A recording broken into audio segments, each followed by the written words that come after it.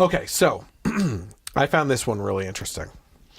I came across a campaign video on Facebook for this Julie Emerson, who's running for state legislator in Louisiana. She's a millennial, and she feels very strongly that other millennials should think long and hard about what they stand for, because while the Democrat branding is good, the underlying message is not. So let's take a look at that. I'm Julie Emerson, and I'm the youngest member of the Louisiana legislature, and I'm a proud Republican. So you must be thinking, why is this millennial a Republican? And to that I say, why isn't every millennial a Republican? Almost 70% of millennials identify with Democrats, and many of them think they're socialists. They have fallen head over heels for Bernie, but I'm not sure they fully understand what that means. Those same kids will be back at their apartments later, arguing with their roommates about who spent the most on groceries. The 21st century Democrat Party has no real coherent economic message. Instagram and iPhones are the proud achievements of capitalism, but liberals are superior at branding their party. They're polished, sleek. They monopolize the mainstream media, the musicians, the artists, the actors. They're hipster. But American socialism or progressivism isn't some sleek new idea. It's more than 100 years old. Progressivism was invented before penicillin. It's older than the car radio. It predates World War I. It came before Hitler used similar ideas to capture the German economy, before Mao killed more than 50 million in China, before Che and Castro took Cuba and used Marxism to grind the island into the ground. Americans should never forget that Mao called his social program the Great Leap Forward. Socialism isn't edgy, it's the principal's office. It's not outside of the box, it is the box. Socialism romanticizes the idea of a central authoritative power controlling everything. But the people having the power, that's the far sexier idea. The Republican Party has always been about rebellion. Patrick Henry Rebellion, Harriet Tubman Rebellion, Susan B. Anthony Rebellion. That's us, the original resistance. The Cold War was about socialism versus capitalism.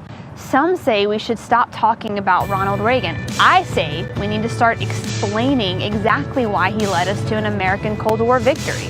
The people of my generation are lost in a fantasy, and we have to help them escape. Free markets, low taxes, parents choosing their kids' schools, investment capital, cheap health insurance, those are the ideas that could seduce a generation. They would resonate with millennials now, but first, we're gonna need to tell them.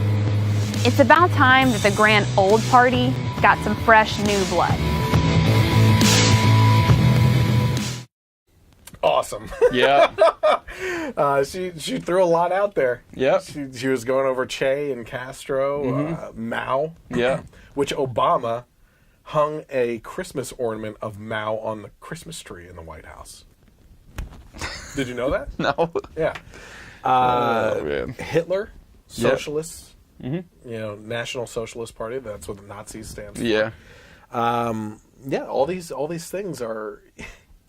I find it fascinating that with all the expressionism of the left and this call for this freedom of how people are allowed to express themselves and everything, that they would fall for this trick of socialism where you are put into guidelines and rules that you have to follow under government oppression.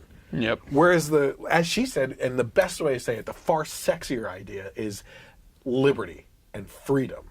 Yep. And the principles of free markets and the Constitution allowing you Yep. to do these types of things that Yep. is exactly what you want. Yeah. iPhones and Instagram are all products of capitalism. Yeah, which is what they use to tweet when they're talking about socialism. Yeah. The Being evils so of capitalism. awesome. Yeah. Yeah. I think we might have found a future female president we can be proud of. Yeah. By the way, while we're on the topic real quick here, I will probably be going to CPAC this year. Yep. And that's coming up February 21st, I think I said, through the 25th, I believe. And I can't wait. And I hope she's there. Yeah. If I can nab an interview with her, that'd be awesome. So I'm really looking forward to CPAC because I don't know who the guests... You don't know the schedule of speakers until the end of this month, I think. Yeah. Should be interesting. I've been there for the past 2 years. I know I've met so many awesome people that I still keep in touch with. my friend James, Emma, Ruby, and Kira. I mean, you know what's fascinating about that is, let me see. Okay, Emma's white, but she's Jewish. Mm-hmm. The other ones are all different races, right? Yeah. It is amazing to me when you walk into a CPAC convention, Mm-hmm. the perception of the Republican Party Yep. is a bunch of old white guys, right? Yeah, yeah. There's some of those there. They are clearly in the minority. Yep. Unbelievably in the minority. Yep. When you walk in there, it is packed wall to wall with thousands of young people, men and women, college Republicans from across the country, and lots of women, okay? Which is misconception number one, that it's anti-female. Okay? Yeah, yeah. Multiple races all over the place. It is awesome.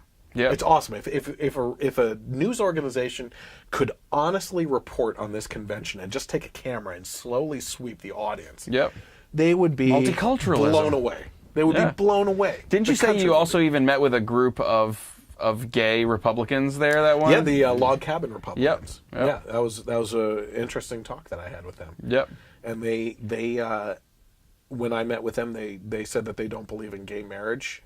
They believe in the religious portion of marriage, but they said that they believe in unions, civil unions, and Yeah. stuff like that, which I'm okay with. Yep. I think Ben Shapiro said it best on the David Rubin report this past week. If you get a chance to I watch saw it. parts of it, yeah. Oh, it's like 2.5 hours long, completely worth it. Demonetized, of So, course. Yeah, it was demonetized, but it was so worth it. Yeah. He said that in regards to gay marriage or LGBT marriage or whatever marriage falls under that umbrella and everything, is that the government shouldn't be involved in that contract, Yep. and that a contract between two people, who cares? Yep. You know, and that goes into the whole thing of, I don't care what you believe. You shouldn't care what I believe. Yeah. You know, I'm not searching for your approval on anything. If you do, that's great. I don't really care. We can still get along. You Yeah, know what I yeah. mean? But a contract between two people is just a contract. Yep. Now, for Christians and stuff, that's a contract with God too. So it's a different. It's just a different mentality. Of it. Yep. But the government shouldn't be involved, and that's where things go off the rails. Mm-hmm. Okay.